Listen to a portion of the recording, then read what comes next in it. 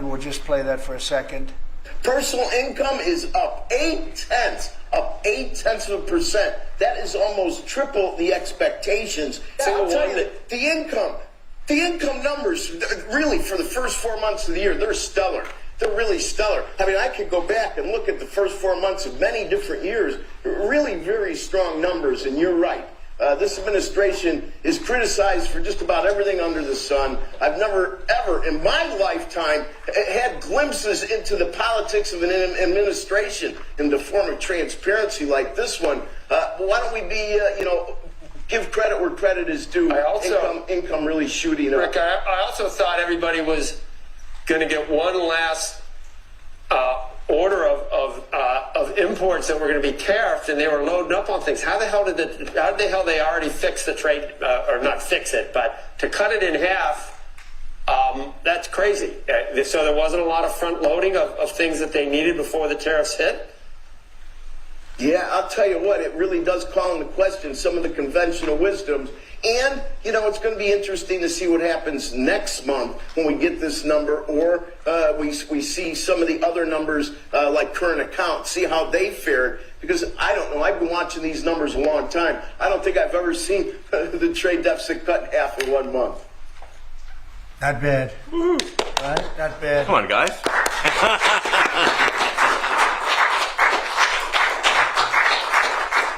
I see Howard and Scott are here, so it's great. You guys want to stand over here? You might as well. You're the ones that help produce those numbers, and it'll only get better. The tariffs are so important, and that's why we were so happy with the decision yesterday where the tariffs continue, because without the tariffs, our nation would be imperiled. We would really be imperiled. I think I can say that with great surety, Scott and Howard. And so we were very happy to get that decision, that big decision yesterday. And today it's about a man named Elon, and he's one of the greatest business leaders and innovators the world has ever produced. He stepped forward to put his very great talents into the service of our nation, and we appreciate it. And I just want to say that Elon has worked tirelessly helping lead the most sweeping and consequential government reform program in generations. And the kinds of things that he's found and his people have found. He's brought a group of very smart people in, and they found things that are pretty unbelievable. I have to say that the numbers that we're talking about are substantial, but they're going to be very much more substantial with time, because many of the things that we're working on right now, we're going to have to remember Elon as we find them, but the numbers could double and triple because many things, we don't want to go out with them until we're sure, but we've found things that are unbelievably stupid and unbelievably bad. With the Department of Government Efficiency, Elon's delivered a colossal change in the old ways of doing business in Washington. Doge has installed geniuses with an engineering mindset and unbelievably talented people and computers. I actually asked Elon one time, what's their primary thing? And they have a lot of primary things, all having to do with being smart. But he said the thing that they're really the best at is working with computers, so that they can't be outsmarted by somebody that's not so honest, that happens to also be good with computers, but not as good as these people. But the mindset in the senior ranks of every federal department, and it's really changed. And with Elon's guidance, they're helping to detect fraud/waste and modernize broken and outdated systems. So as you know, we're talking about various systems and changing systems. And, sadly, it takes a long time to do that. You'll change, let's say, a system at IRS and computerize it properly, where the job can be done in 1/10 the time, but it takes sometimes years to rebuild those systems. But we've started. In many cases, we've started. I will say that this has less to do with Elon, but the air traffic control systems, we're bidding out to the best companies in the world, those systems right now. They were what the previous administration was horrible what they did. They spent billions and billions of dollars, and in the end, it didn't even come close to working. They tried to hook up wire to copper, and it can't be done. And they just spent billions of dollars and just wasted money. Actually made the system much worse. So we're going to get a brand new modern system. Congress is working with us on that, and we're going to get it done as quickly as we can. But it's in the works. And once it's done, it'll be good for 30 years. But we have a system that's 48 years old and would have a modern computer hooked into a very outdated computer, and they don't hook up. I mean, they didn't hook up. So after spending billions of dollars, they turned on the system, and in never any cases, from local to countrywide, they never worked. More than 75,000 bureaucrats have voluntarily left their taxpayer-funded jobs to come out and really do the job. Countless wasteful and unnecessary contracts have been terminated, and you know that we have terminated many, many contracts, and many contracts, Elon, are right now being looked at, yes. And it may be 6 months, it may be almost a year in some cases. We're going through procedures, we're going through courts, and we'll remember you as we announce billions of dollars of extra waste, fraud, and abuse. Just as an example, Doge canceled $101 million for DEI contracts at the Department of Education, $101 million, and that was just a small section of the Department of Education. $59 million for illegal alien hotel rooms in New York City, and the landlord never made the kind of money that he made in the last short period of time. $59 million to a hotel in New York City, $45 million for diversity, equity, and inclusion scholarships in Burma. In Burma, does anyone know about Burma? $42 million for social and behavioral change in Uganda. $40 million to improve the social and economic inclusion of sedentary migrants. I can say it's $2 billion to Stacey Abrams and her environmental movement. There was $100 in the account, and all of a sudden they found $2 billion in the account. And I assume that's being looked at. I don't know. I'm not sure. But I assume that's being looked at. Think of that, $2 billion. And then Lee will tell you there's another one over there for $20 billion being spent on another environmental credit. $20 billion. Not 20 million, a lot. Not 200,000, which is a lot. So think of it, in her case, you have $100, and now all of a sudden she gets hit with an infusion of $2 billion just before I take office. $20 million for Arab Sesame Street in the Middle East. Nobody knows what that's all about. Nobody's been able to find it. $8 million for making mice transgender. So they spent $8 million on making mice transgender. And those are better than many of the others. I could sit here all day and read things just like that, but we have other things to do. So it's much, much more than just that. We're totally committed to making the Doge cuts permanent and stopping much more of the waste in the months to come. We want to get our great, big, beautiful bill finished and done. After that, we put some of this into the bill, but most of it's going to come later. We're going to have it cauterized by Congress, affirmed by Congress. In some cases, we'll make cuts. In some cases, we'll just use it in a different layer to save the money. But it's hundreds of billions of dollars. Doge has also fully modernized the federal retirement process and continues to work very hard on the IRS modernization. But we're taking that over with Doge. Many of the Doge people, Elon, are staying behind, too, so they're not leaving. And Elon's really not leaving. He's going to be back and forth, I think. I have a feeling. It's his baby, and I think he's going to be doing a lot of things. But Elon's service to America has been without comparison in modern history. He's already running one of the most innovative car companies in the world. You look at his factories and compare them with some of the old factories we have, and it's a big difference. And the most successful space company, and I guess in history you would have to say the largest free speech platform on the internet, etc. Yet Elon willingly, with all of the success, he willingly accepted the outrageous abuse and slander and lies and attacks because he does love our country. I know that very much. He loves our country. He comes from another country, a country that's going through trials and tribulations, I would say. But he's all about the USA, and Americans owe him a great debt of gratitude. So I just want to thank Elon for his time as special government employee. Can you imagine? They called him an employee, but it's a special government employee, and for coming and helping us. And he really has changed the mindset of a lot of people. A lot of people thought, maybe we'll cut 1% or 2% or 3%. Then they said, wow, we can cut a lot more than that. And we're going to do it very surgically. We're going to continue on the march. We're making America great again. When I was in Saudi Arabia, and we were in, as you know, 3 really great countries, predominantly the 3. Qatar was great, UAE was great, Saudi Arabia, incredible. Such an incredible experience to be in those 3 countries.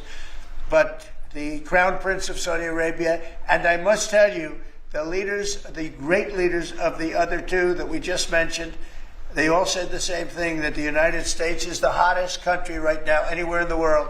And 6 months ago, we thought it was dead. It was like a dead country.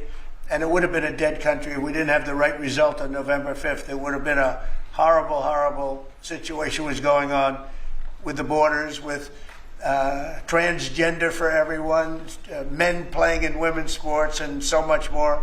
But they were saying the hottest country anywhere in the world. And then I played that little clip because that was one person who's respected, or 2 people, because Joe was in that one too. Joe's a good man. But that was one group of people saying something about the success of what we've done over the last 4 months. They cannot believe it. In the one case, they said they've never seen anything like it as long as they've been doing what they've been doing. They've been doing it for a long time. So I want to thank Elon for helping. And again, the United States right now is the hottest country anywhere in the world. There's no country as hot. And we're doing really well. When I left, we had no wars, we had no problems. We defeated ISIS, we rebuilt our military, and we had no inflation. And when I came back, we had a lot of inflation. We had wars all over the place.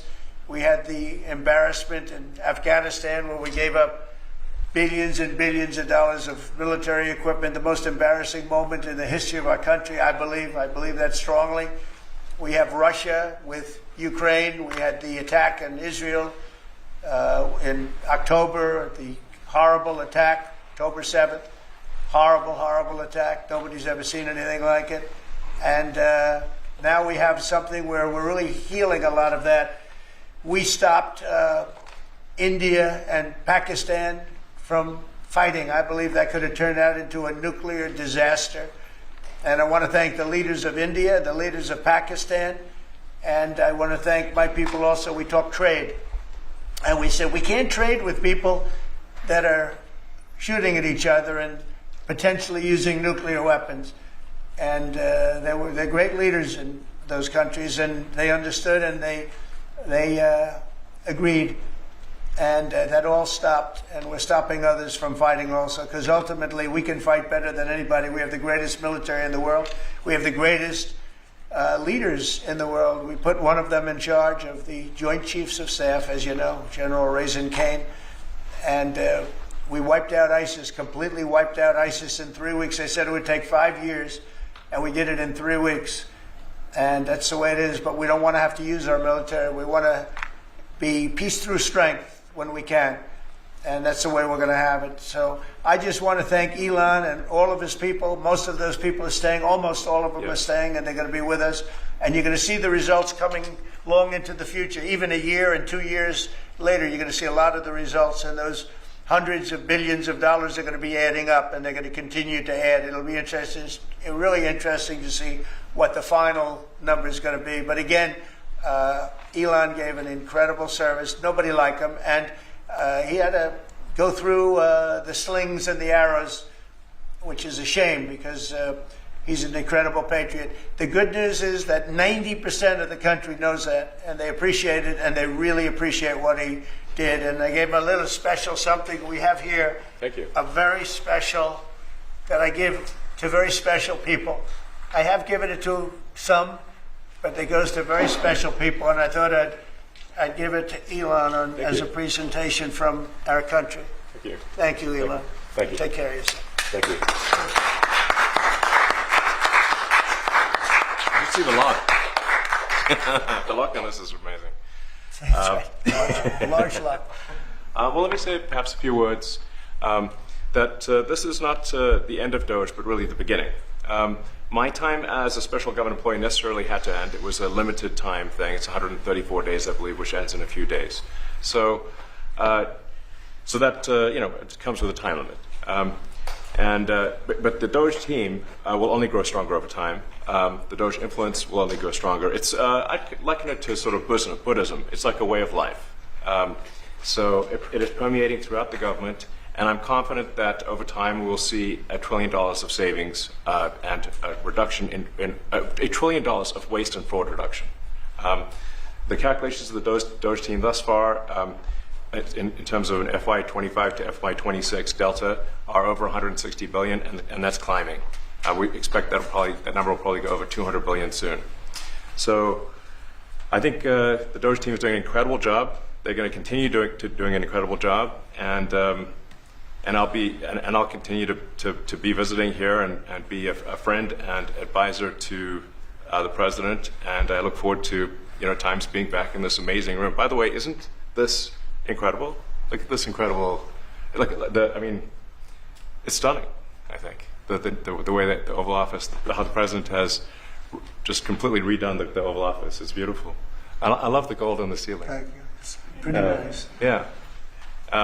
It's been there a long time. That was plaster. Nobody ever really saw it. They didn't know the eagle was up there. And we highlighted. It's essentially it's a landmark, a great landmark, and that's 24-karat gold. And everybody loved it. And now they all see it when they come in. So it's been good.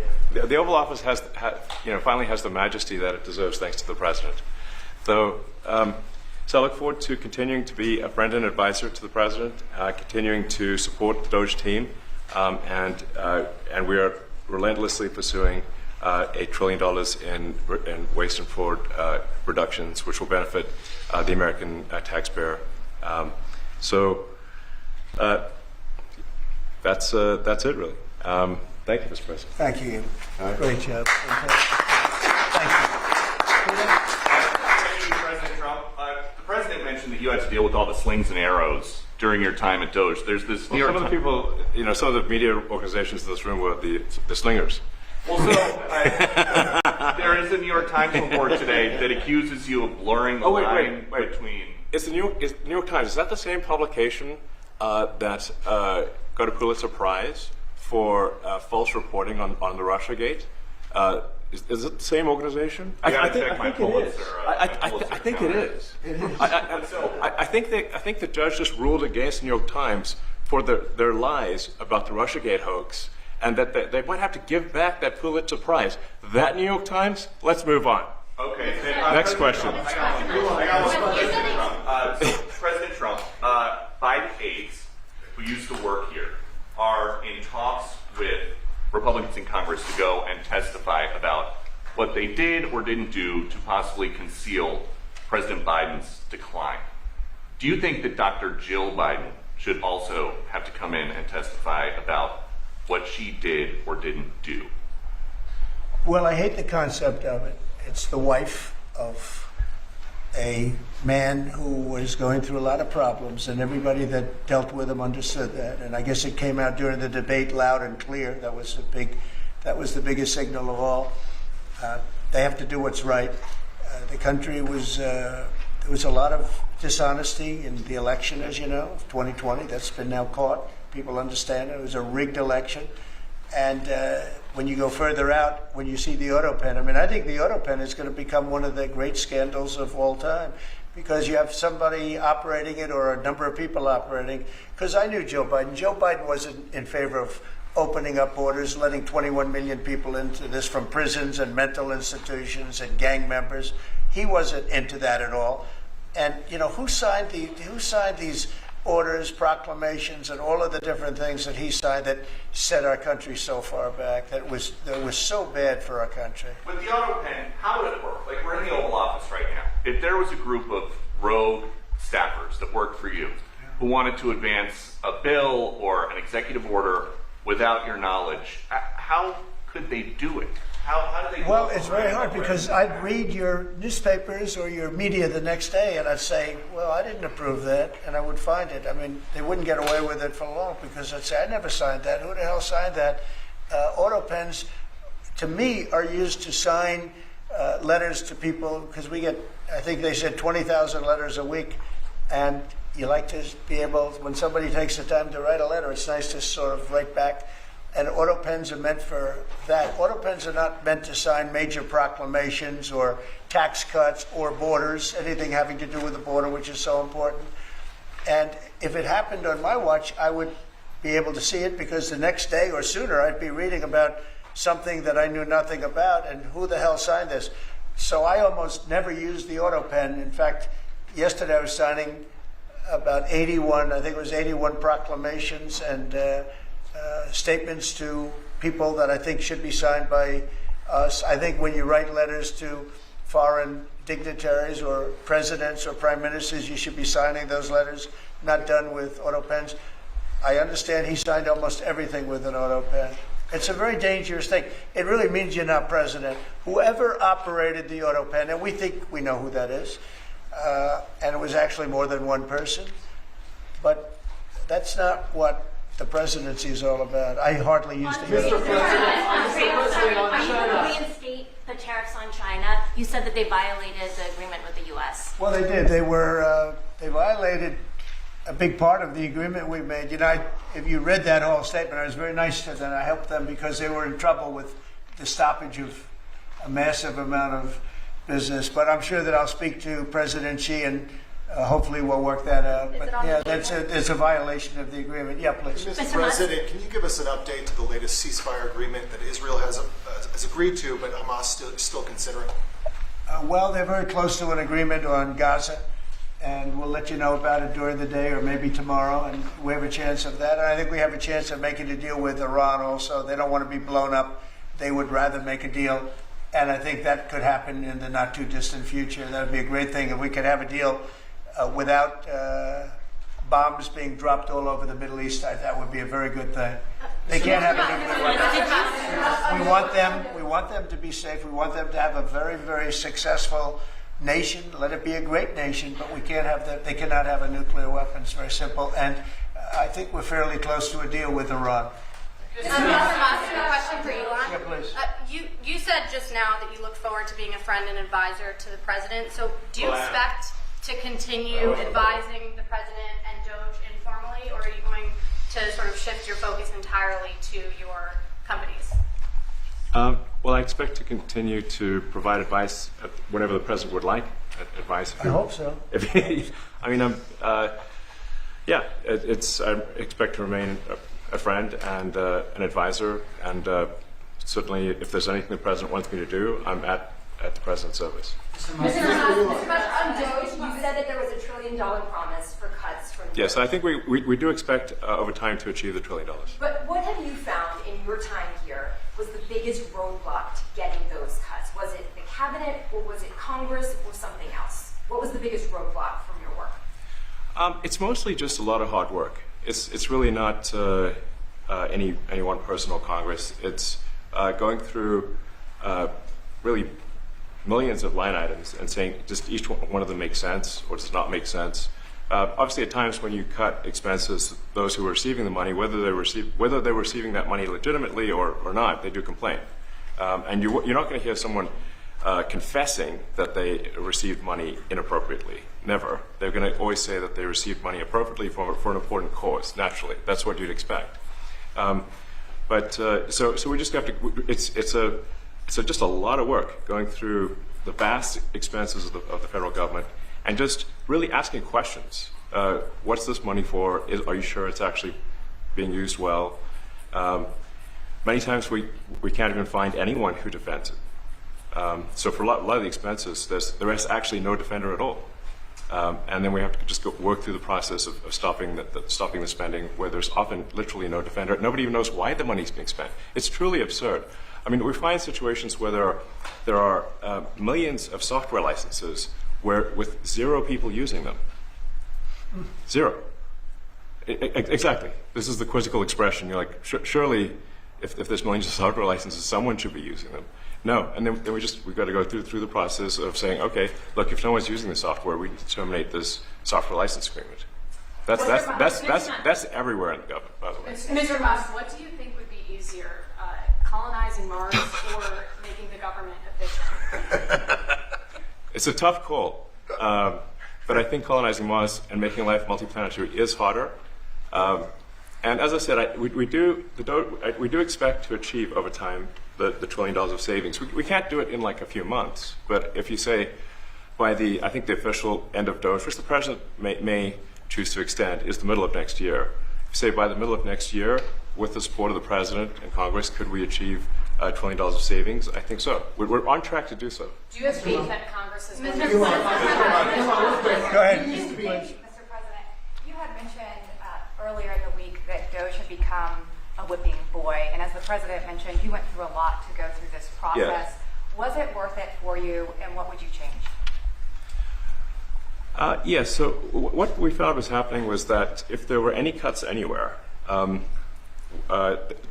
people would assume that was done by Doge. And so we became like essentially the Doge boogeyman, where if any cut anywhere would be ascribed to Doge. A friend of mine's daughter, who's at law school at Georgetown, thought that Doge had cut the Senate, the internships the legal internships for the Senate, and we have nothing to do with that. So if they have been cut, it's not to do with us. Just as an example. So it just became a bit ridiculous where any cut anywhere was somehow Doge, and including things that made no sense, and we would agree made no sense. There are many things that occur in the government because it's the banal evil of bureaucracy. It's sort of the frankly largely uncaring nature of bureaucracy. It's as the great Milton Friedman said, money is spent most poorly when it is someone else's money being spent on people you don't know, and that's how federal spending is. And then you can't really even blame the individuals because the way the government works is complaint minimization. So when you do when someone within the government tries to stop money being spent, there's usually someone that complains, and then their manager will say it's not worth the trouble, just pay it anyway. That happens over and over again. So was it worth it? I think it was an important thing. I think it was a necessary thing, and I think it will have a good effect in the future. Thank you, President Trump. This week there was a video on board a plane that showed the First Lady of France slapping her husband, Emmanuel Macron. Do you have any world leader to world leader marital advice? Make sure the door remains closed. That was not good. Yeah. No, I spoke to him, and he's fine. They're fine. They're two really good people. I know them very well, and I don't know what that was all about, but I know them very well, and they're fine. I got a little shiner here. What do you think about Was the there? Democratic Party plan to avoid being swept in every battleground state again by spending $20 million to study how to speak to American men? Well, they spent $2.8 billion. We spent 1.5. We spent much less. We spent about half of what they spent, and at the end they were $28 million short. They had to be. They spent $2.8 billion. It's a lot, but they couldn't get $28 million at the end, and now they want to spend. I read that they want to spend money to learn how to talk. That's fake. You don't want to be fake. You shouldn't have to hire consultants to say what America needs, because then the consultants should be running the deal, not them. But I read that they want to spend a lot of money in each state. So we won all 7 swing states, 7 out of 7. We won a lot more than that. We won the popular vote. We won everything, and they want to spend money to find out what they did wrong. And I mean, I could tell you what they did wrong. I could tell you every one of their programs. When they say men playing in women's sports, I would say that's not a winner. When they say transgender for everybody, I think that's not a winner. When they say open borders so the entire world population of criminals can pour into our country, I don't think that's a winner. I mean, I just gave them that for free, but I don't know if they'll change their ways. I see them all the time. I see people that I know in Congress, Democrats, they're trying to justify some of the things I just said. You can't justify them. I always hear they're 80-20 issues. I say they're not 80-20, they're 97-3. They might be 99-1. They're not 80-20. They wish they were 80-20. and they're wasting a lot of money if they're going to continue with that nonsense. And this Mr. one's President, a more on the of a big- page 6 question, but back when you listed The Apprentice, you mentioned once in 2012 that Diddy was a good friend of yours back then. He has since found himself in some very serious legal trouble. Yeah, that's true. Would you ever consider pardoning him? Well, nobody's asked. You had to be the one to ask, Peter, but nobody's asked. But I know people are thinking about it. I know they're thinking about it. I think some people have been very close to asking. First of all, I'd look at what's happening, and I haven't been watching it too closely, although it's certainly getting a lot of coverage. I haven't seen him. I haven't spoken to him in years.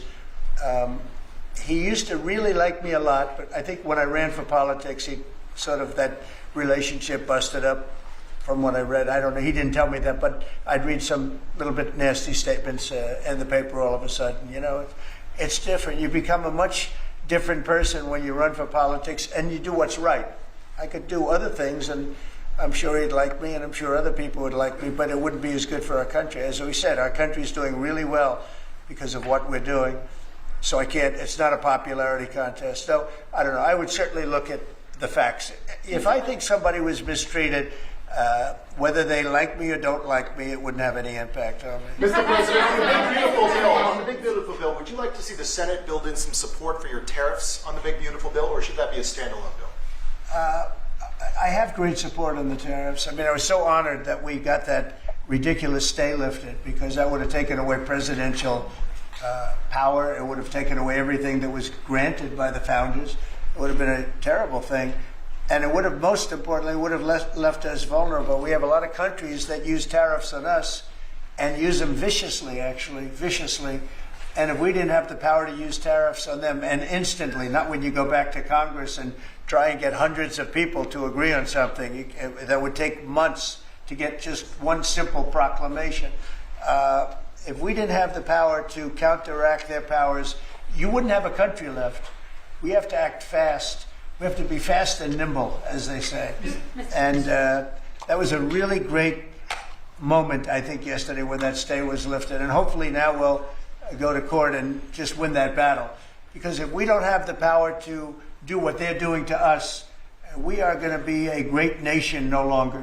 Quickly, Mr. President, Elon Musk was once idolized by folks on the left in this country before joining your administration. Now he's considered a hero by conservatives. Why do you think this man, what he's done in American life, has been so politicized? Does it? Well, his life has been amazing. I mean, I look at so many different things. I look at that rocket being, guided back into position. I've never seen that before. I thought it was a space movie. I thought it was a movie. You look at what he's done in terms of communication. It's been unbelievable. So many different, even tunnels going underground, not having to go through all the process of going, he's got a company that does that. He's got so many different companies. Starlink, as an example. He saved a lot of lives, probably hundreds of lives in North Carolina. I don't even know if you remember, but I called you. They needed Starlink in North Carolina. And I didn't know what the hell Starlink was. I said, what is it? Who owns it? He said, do you know Elon Musk? I said, yeah, I happen to know the gentleman. This was before his government stay. And they said, we really need it, because North Carolina became an island. There was, people had no communication. They had no access to anything, and they were dying. And I called up Elon, and you can't get it because it's so successful. It's very hard to get. And he had so much of it brought over there, and they told me it was unbelievable. It saved a lot of lives. So, he's just done a lot of things. I don't think he gets credit for what he's done. But he's a very good person too. Mr. You know what? If he wasn't a good person, but he did the same things, I'd probably maybe speak differently. He happens to be a really good person who loves the country. Mr. President, one big beautiful bill. You had indicated this week that there were some things you didn't like about what had passed in the House. What changes do you want to see the Senate make? And you had also indicated there were things you didn't like about the bill. What would you be suggesting he push senators to change in their version? Well, I'll tell you, I'll go first. It's an unbelievable bill. It cuts your deficits. It cuts, it's a huge cutting. But there's things I'd like to see maybe cut a little bit more. I'd like to see a bigger cut in taxes. It's going to be the largest tax decrease or cut in the history of our country.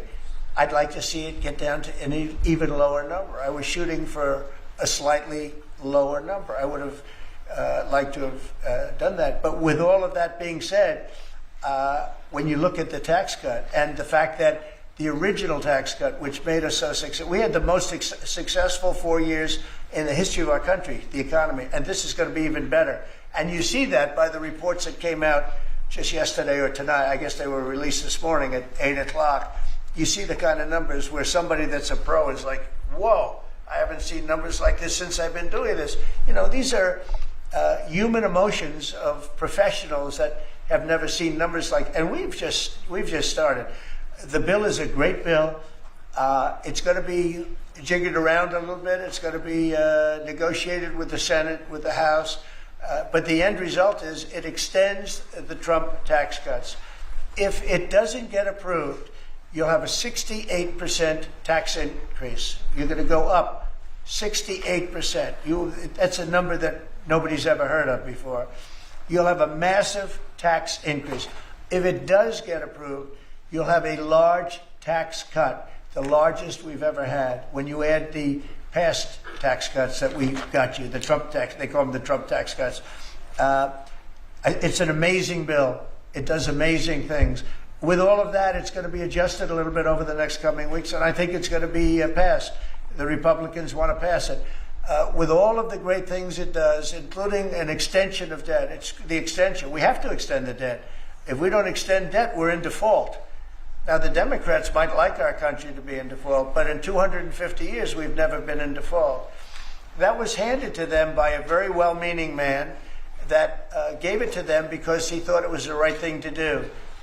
It could have been their problem before the election, but this man thought it was the right thing to do, and he was well-meaning. I don't hold anything against him for that, but that was put on our plate when it should have been on the Democrats. September 28th, a famous date.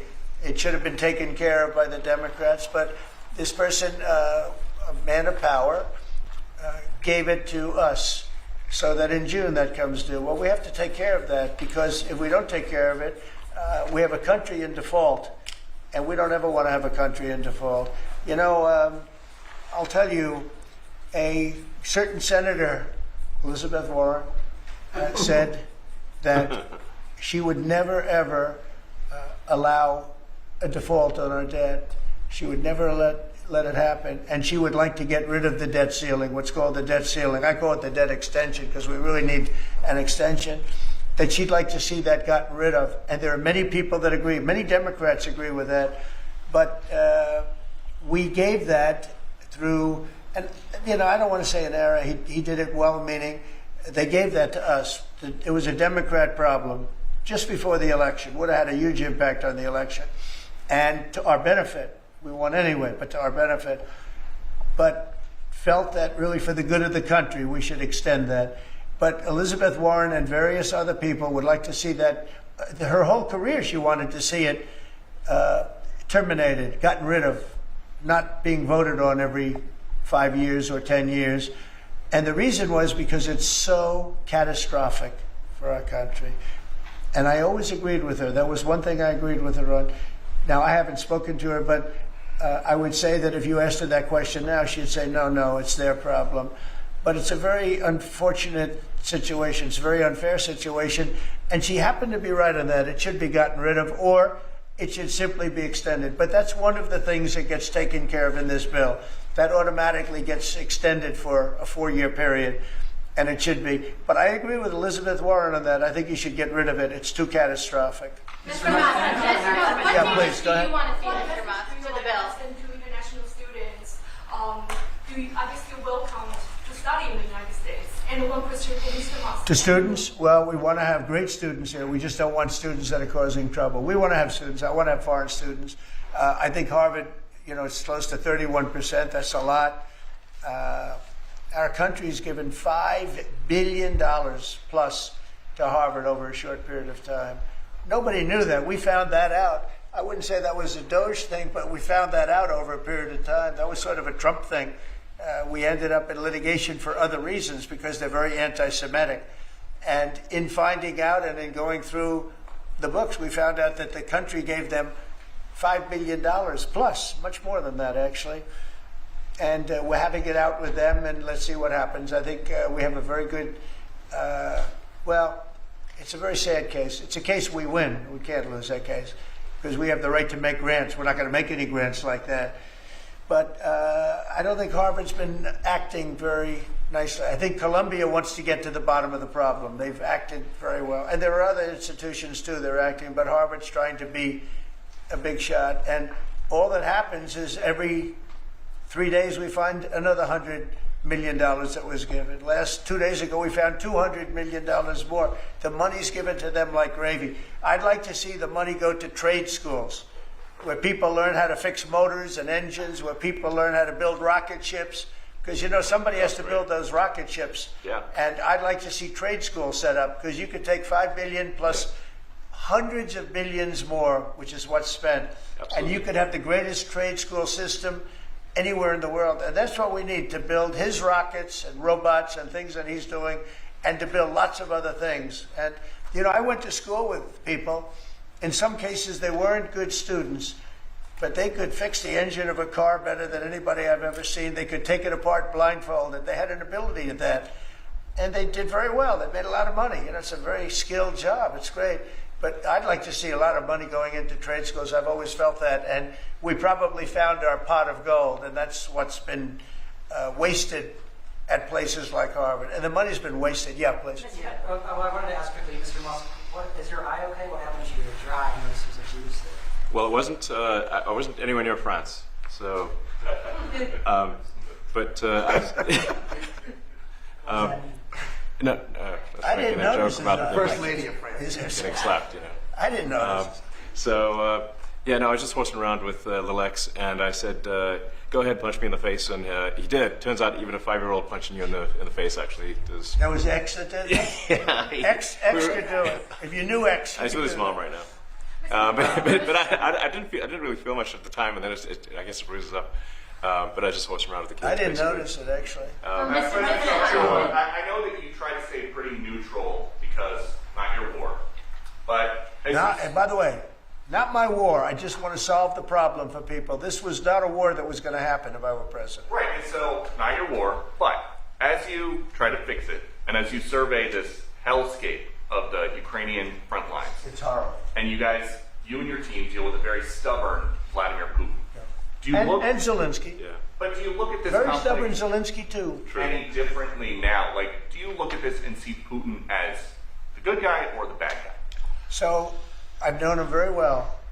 And I went through a lot of things with him because Russia was, you know, the Russia hoax turned out to be a total hoax. New York Times, they got a Pulitzer Prize. They have to give back the Pulitzer Prize. That's my lawsuit. And they're doing very poorly in that lawsuit. But, you know, they wrote stories about how it was true and it was false. And, you know, a lot of Washington Post also. I have gotten to see things that I was very surprised at.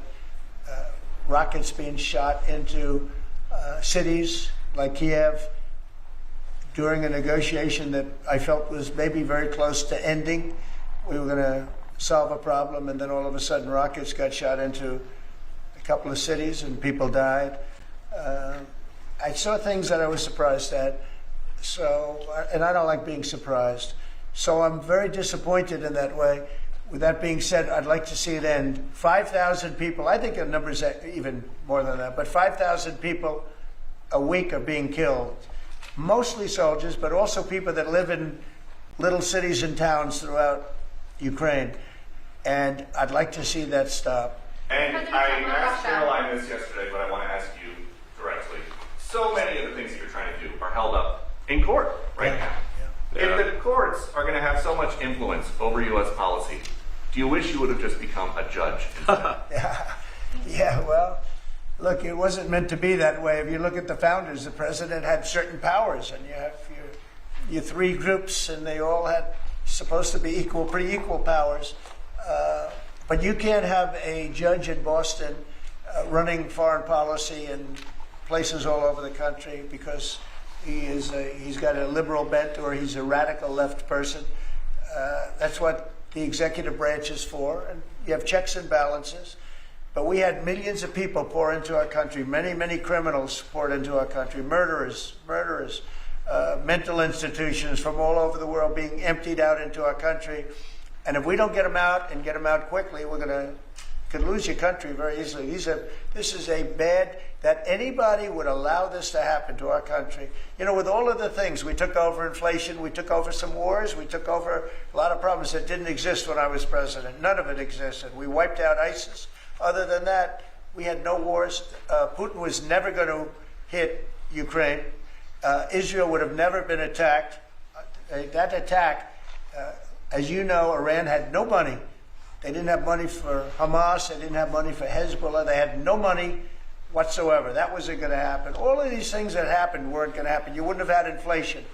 So it's very sad when I came back. But the thing that is the hardest is that they allowed 21 million people into our country. And many of those people are stone cold criminals. They moved their criminal population into the United States. And of all the things that, you know, are bad, I solved inflation, I believe, already. I got the fuel prices down. The fuel prices came down. That's one of the reasons. They screwed up the energy. They screwed up the cost of gasoline and oil and gas. And you had tremendous inflation. The greatest inflation probably in the history of our country under Biden. And when people said, oh, but the economy was, no, the economy was terrible for the people because they couldn't afford the energy. And the energy brought everything else up. Energy is the big deal. But with all of that, we solved that already. In 4 months, we solved it. $1.99, $1.98 gasoline. First time people have seen that in a long time since my term.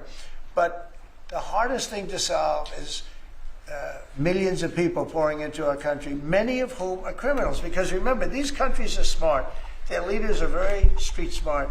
They're sending the people that they don't want. They don't want the people that are there, that are law-abiding, that are productive, that are working hard. They want people that are in jails. We have them.